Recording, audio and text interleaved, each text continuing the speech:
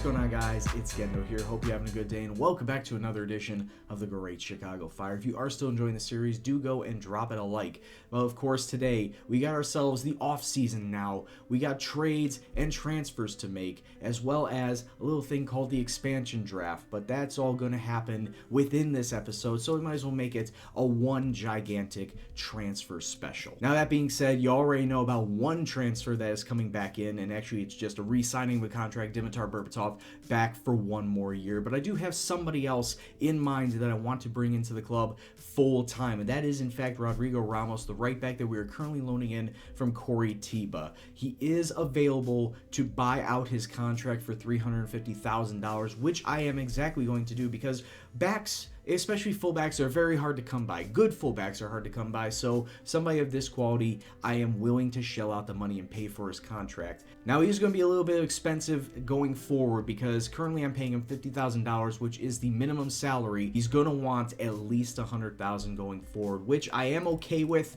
However, I need to throw in some clauses as well, like an optional contract extension. He wants $115,000.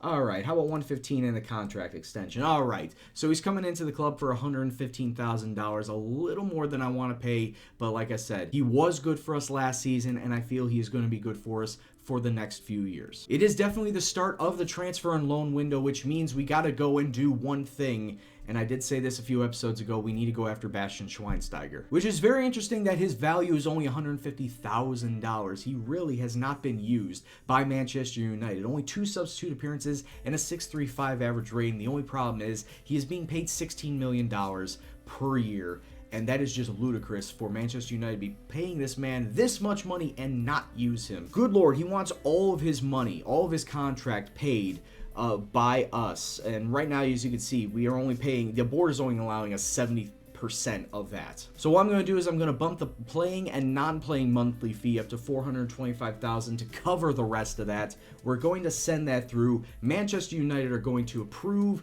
but it all comes down to whether Bastian wants to come to us or not. Much like with what we did after squad registration in March, there is a waiver draft here in December as well, basically for the same thing. Everybody that's out of a contract and wants to get back into the league has to go through this waiver draft. Though, to be quite honest with you, there isn't anybody within this draft that I want to pick up at this time personally. So what I'm going to do is I'm going to skip to my next pick, and then I'm going to click pass and finish, because I don't feel like going after anyone. Now, the one thing that you're going to have to deal with if you choose to play an MLS team is after the first season, there will be an expansion draft, because there are 2 teams coming into the MLS, Minnesota United and Atlanta United. And the whole rule for an expansion draft is you need to choose 11 players from your team that are untouchable. That means that they cannot choose that in the expansion draft. However, the rest of your roster is available to be chosen by either Atlanta or Minnesota. The good thing about that is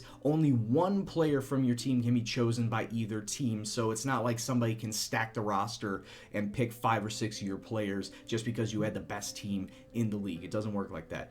Only that Minnesota can pick only 1 and Atlanta can pick only 1. Everybody else then comes back to your team. It's not like you have to re-sign them, redraft them, whatever. They all just come back to your team. But of course, you just gotta hope and pray that they don't pick anybody that you really, really want. So that being said, this is what the screen will look like for choosing who you need to assign as untouchable and who you can have as unprotected. And as you can see, I obviously went with the big names that I want to keep at the club: Johnson, Diskerud, Akam, Berbatov, Molino, Opara, Delu, Kavaloff, and Brandon Vincent. Now, everyone else, as you can see there, Campbell, Poster, Mara, all the way down the list, everybody is unprotected and can be chosen by either Minnesota or Atlanta. And honestly, out of all of those, I don't really think that I would be sad if any of those players left. Maybe Luis Soliniak, because then that means I need to go out and pick another striker up. But other than that, I think I'm fine with all the players that I have protected and unprotected. Now, the draft itself is only for Minnesota and Atlanta. None of the other MLS teams can pick anybody out of this. So once this draft is done, like I said, everybody that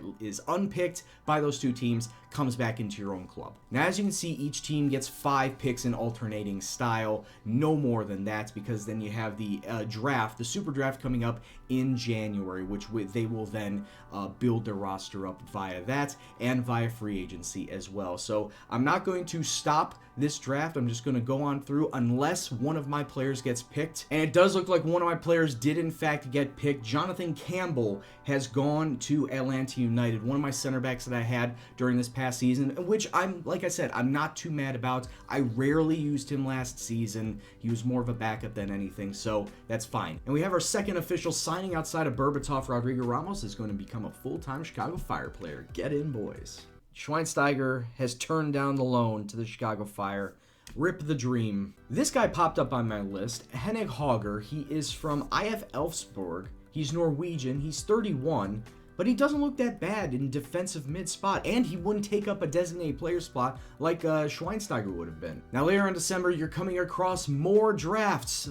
Man, America loves drafts, don't they? This is what's known as the re-entry draft, and anybody that has been released between the end of the regular season and now in the middle of December is eligible for re-entry, trying to get themselves back into the MLS.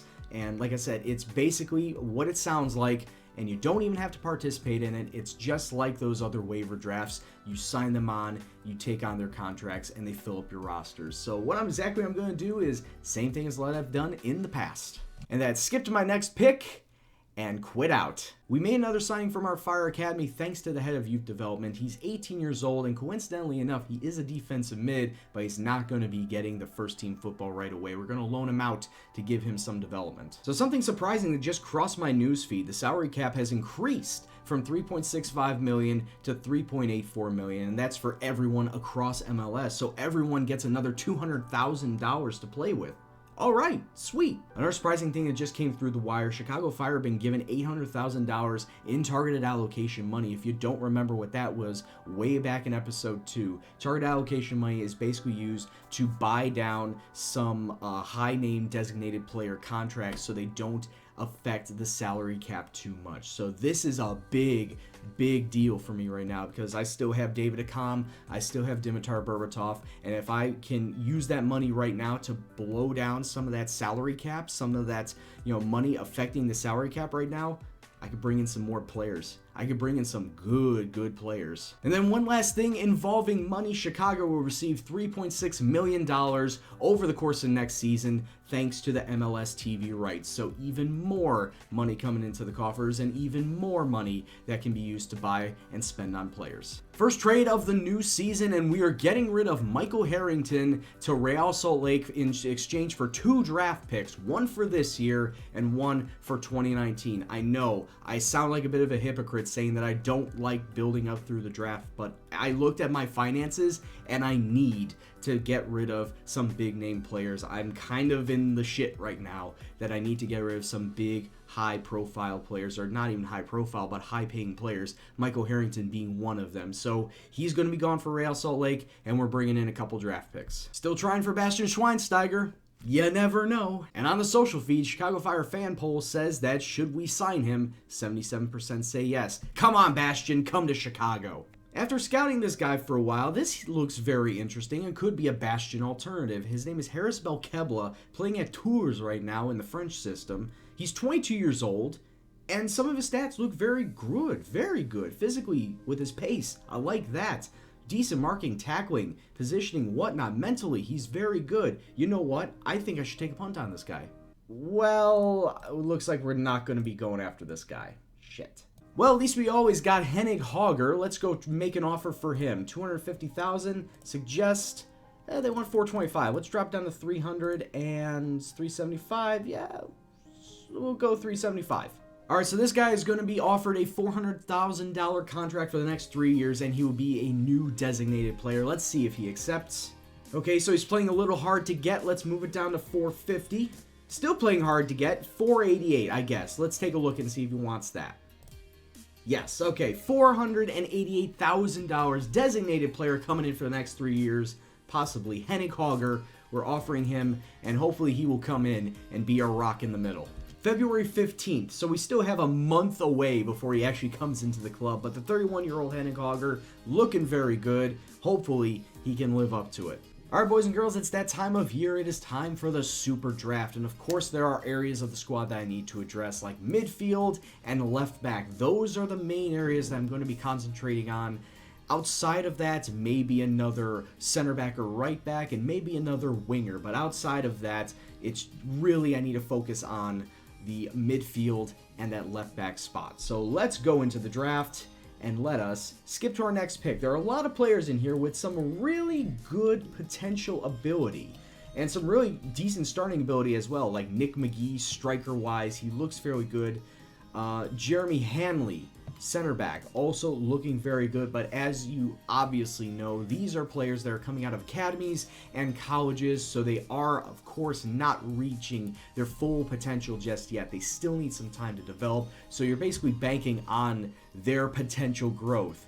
And some may turn out really well. Some might turn out like busts. So you really got to just go with it and go with your gut feeling most of the time and hope that the player that you pick turns out to be a good player. So let's get right to it. We are picking, I want to say, in the 18th position. So let's just skip to our next pick and see who is drafted.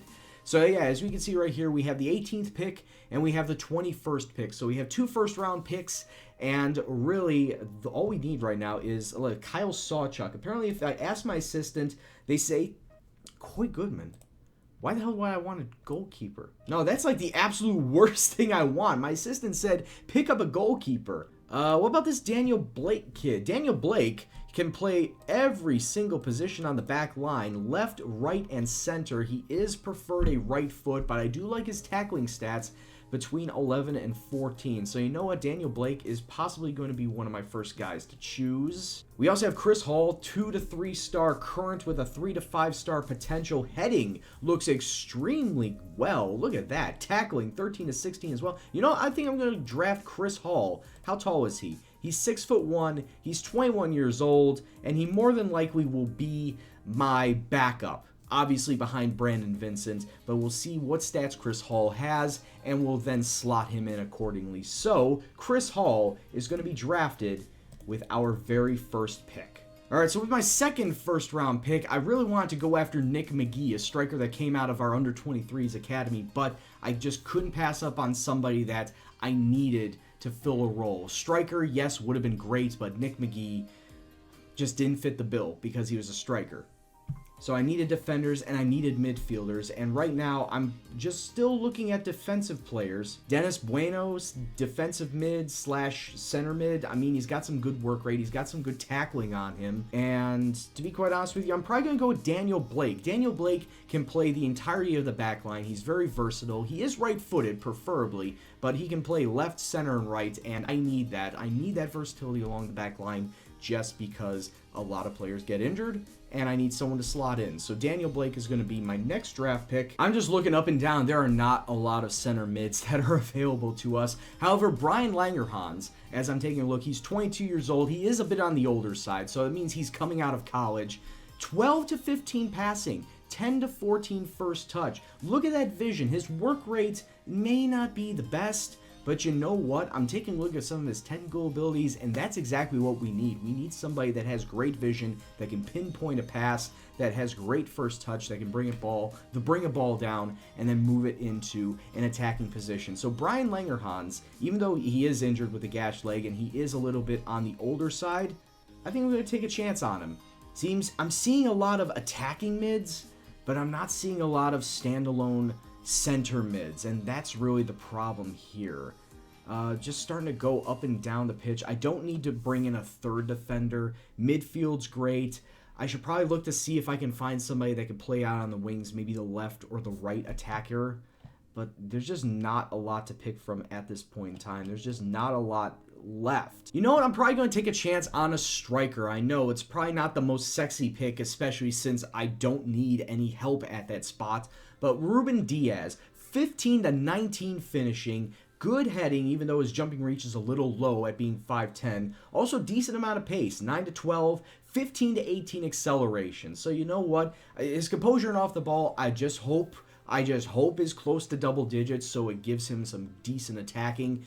But at 21 years old, as a striker, just because Berbatov is going to see himself out at the end of the season, why not? Bring him in and then use him to develop. And just like that, that is the end of my draft. So we're going to complete the draft, and we're going to go out. Wait a minute. What? What? The top 2 picks.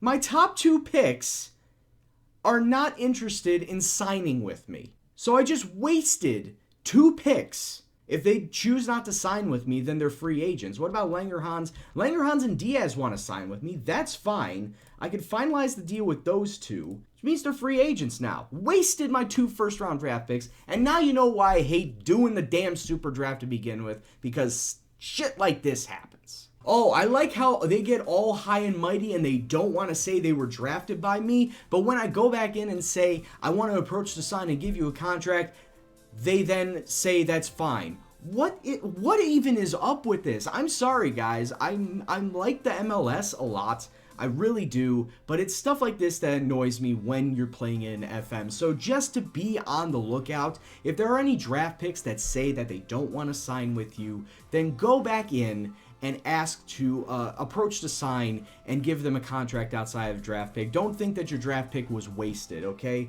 So just finalize the deal. They will accept your contract. Just go right back in and give them a contract. I know it's very, very dumb. All right, so now that we've made our draft picks and, of course, free signings, thanks to those draft picks being a little testy, let's take a look at their stats. And right off the bat, I'm going to say Ruben Diaz, not a bad pickup whatsoever.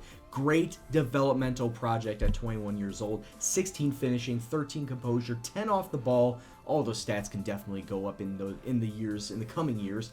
12 pace, 16 acceleration, vision and flair need to bulk themselves up. Technically needs to better himself, but other than that, not a bad young prospect. Brian Langerhans, not so much. It's nice that I got depth in the midfield now, but he is just not that ready. Daniel Blake knows one thing and one thing only, and that's to play defense and not much else. 8 marking, 11 tackling, 14 positioning.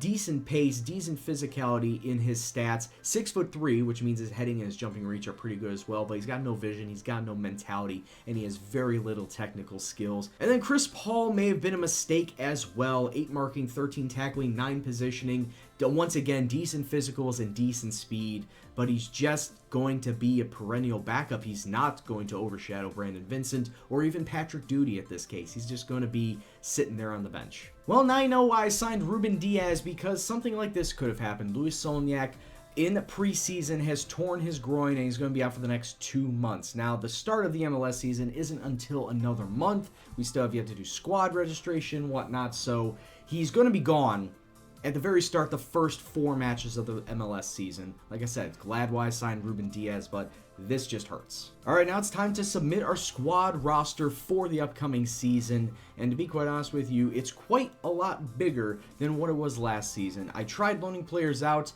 and not due to lack of trying, but they have not been picked up by any clubs, so they're going to have to stay on the roster. We are currently sitting at $3.9 million, which is just $50,000 over the salary cap, which means we need to get rid of somebody, anybody off of my roster, which will then drop us below that salary cap. And to be honest with you, I'm having a really hard time deciding which one of my lower tier players that I can get rid of. I can't get rid of Langerhans, I can't get rid of Chris Hall, Daniel Blake, even though I could put them on my roster or take them off. Since they're reserve players, they do not change the salary cap limit. So I can put them in, I can take them out, it doesn't matter. I need to get rid of somebody that's like down here. I need to get rid of either Doody, Gehrig, Labraka, Kokish.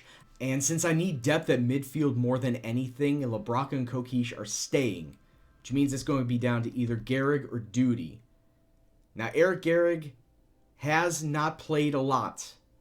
Eric Gehrig hasn't played a lot. Patrick Doody hasn't played a lot. And to be honest with you, I see more play time out of Gehrig than I do out of duty. So Patrick Duty is in fact going to see himself off this roster, and that puts our total at 3,850,000 exactly. So he is going to be out of the squad. Just like last season, just like the very start of the first season, we do have ourselves a waiver draft coming up, but that just, we don't need to do the waiver draft. We cannot, physically cannot take part in the waiver draft, because anybody we draft, we'll then have to get rid of because they would be over salary. So we're not taking part of the waiver draft. And I'm just going to say this right now, guys. Houston is the very first match that we're going to be taking on in the MLS. I spent 3 hours doing this damn offseason, showing you transfers and trades and the whole process on the back end of an MLS season. So I need to rest my head. And we're going to come back and do Houston and Real Salt Lake as the very first 2 matches in the MLS for this second season. So guys, until that time, I'd like to thank you all very much for watching this long drawn out process. I hope it was very informative for you, the expansion draft and whatnot, the super draft as well. I hope it was very informative and you take it to heart when you start your own MLS season. But anyway, guys, like I was saying, I thank you very much for watching this episode. If you like what you saw, please go and hit that like button. Lets me know that you're still interested in the series. And subscribe if you're new to the series and the channel in general. Any comments, suggestions, questions, anything else at all, please leave in the comment box below. But as always, guys, this is Gendo, and I'll see you in the next video. Take care, and peace out.